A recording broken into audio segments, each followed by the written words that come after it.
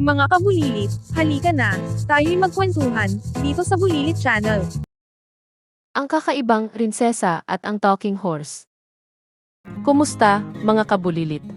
Handa na ba kayo para sa isang nakakatuwang kwento? Ngayon, ang kwento natin ay tungkol sa isang magandang prinsesa, isang kabayo na marunong magsalita, at isang malaking gulo. Sigurado akong hindi pa kayo nakakarinig ng ganitong kwento. Kaya't umupo ng maayos, makinig ng mabuti, at sumama na sa ating kwentong puno ng mahika at pakikipagsapalaran.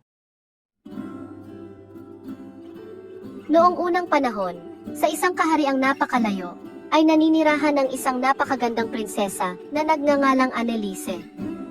Si Anneliese ay mayroong isang lihim. Mayroon siyang isang mahiwagang kabayo na nakakapagsalita. Ang kabayo ni Anneliese ay hindi lamang basta-basta kabayo. Matalino ito, mapagbiro, at higit sa lahat, tapat na kaibigan ni Anneliese. Palagi silang magkasama, naglalaro sa hardin ng palasyo at nagkukwentuhan ng kanilang mga sikreto. Isang araw, nagpahayag ang hari at reyna ng isang engrandeng masquerade ball. Lahat ng mga maharlika sa kaharian ay imbitado, at lahat ay dapat na nakamaskara. Ngunit may isang problema, nawala ang maskara ni Anneliese. Sa sobrang pagmamadali, nakasuot siya ng simpleng damit, at nagpanggap na isang ordinaryong dalaga. Walang nakakilala sa kanya, kahit na ang kanyang sariling mga magulang. Sa gitna ng kasiyahan, nakita ni Anneliese ang isang grupo ng mga bisita na pinagtatawanan ang isang matandang babae. Ang matandang babae ay nakasuot ng lumang damit at tila walang kasama. Ang kanyang mga mata ay puno ng lungkot habang ang mga bisita ay patuloy na nagtatawanan at nagbubulungan. Hindi mapigilan ni Anneliese ang kanyang damdamin at nagdesisyon siyang kumilos. Dahil sa kanyang kabutihang loob, nilapitan niya ang mga ito at pinagsabihan. "Bakit kayo ganyan? Hindi ba ninyo alam na mali ang pagtawanan ng iba?" Tanong ni Anneliese sa mga bisita. Ang kanyang boses ay puno ng awa at malasakit. Ang mga bisita ay nagulat sa kanyang tapang at hindi makapagsalita. "Huwag kayong maging bastos," sabi ni Anneliese. "Ang bawat tao ay may dignidad at karapat-dapat na igalang." Ang kanyang mga salita ay tumagos sa puso ng mga bisita. Ang mga mata ay nagliliyab sa galit at determinasyon. Hindi niya kayang tiisin ang kawalang galang na ipinapakita ng mga bisita. "Dapat ninyong igalang ang mga nakatatanda," patuloy ni Anneliese. "Sila ay may karanasan at karunungan na dapat nating pahalagahan." Ang kanyang mga salita ay puno ng katotohanan at karunungan. Ang mga bisita ay nagsimulang mag-isip at magtanong sa kanilang mga sarili. Bakit nga ba nila pinagtatawanan ang matandang babae? Nagulat ang mga bisita sa pagsaway ni Anneliese. Hindi nila inaasahan na may magtatanggol sa matandang babae.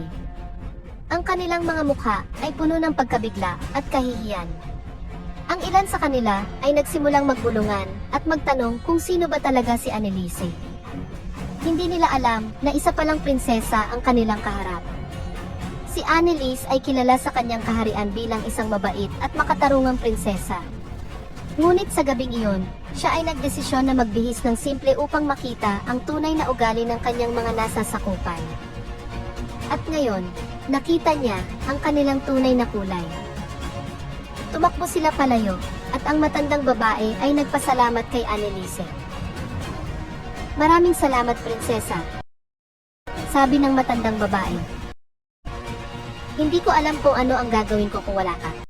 Ang kanyang mga mata ay puno ng luha ng pasasalamat.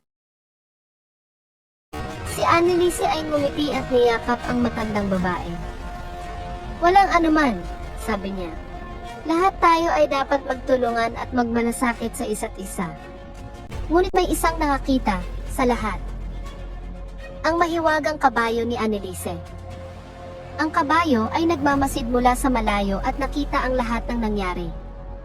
Ang kanyang mga mata ay puno ng karunungan at misteryo.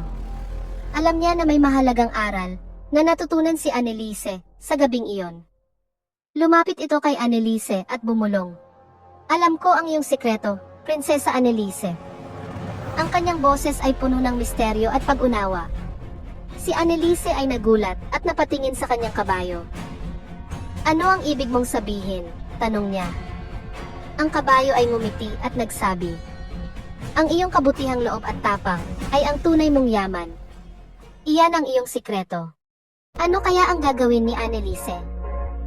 Sa kabanatang ito, ating susubaybayan ang mga desisyon ni Anneliese. Isang prinsesa na nagtatago ng kanyang tunay na pagkatao. Ano kaya ang kanyang magiging hakbang? Mga bulilit, ano kaya ang gagawin ni Anneliese? Isipin ninyo ang kanyang sitwasyon. Isang prinsesa na nagtatago sa simpleng buhay. Ano kaya ang kanyang pipiliin? Sasabihin ba niya sa lahat ang kanyang tunay na pagkatao? O mananatili siyang tahimik at magpapanggap na isang ordinaryong dalaga? O hahayaan niya na lang na magpatuloy ang lahat sa pag-aakala na siya ay isang ordinaryong dalaga? Mahirap ang kanyang sitwasyon, hindi ba? E-email niyo sa amin at sabihin ninyo sa amin kung ano sa palagay ninyo ang dapat gawin ni Anneliese. Gusto naming marinig ang inyong mga opinyon at ideya. Huwag kalimutang mag-like at mag-subscribe para sa mas maraming nakakatuwang kwento. Abangan ang susunod na kabanata at samahan kami sa paglalakbay ni Anneliese. Maraming salamat sa inyong suporta. Ang katotohanan ay lumalabas. Nag-aalala si Anneliese. Paano kung ikalat ng kabayo ang kanyang sikreto? Ngunit nagkamali siya ng akala sa kanyang kaibigan. Lumapit ang kabayo kay Anneliese at sinabi, huwag kang mag-alala, prinsesa. Hindi ko sasabihin ang sikreto mo. Pero kailangan mong maging matapang at ipakita sa lahat kung sino ka talaga.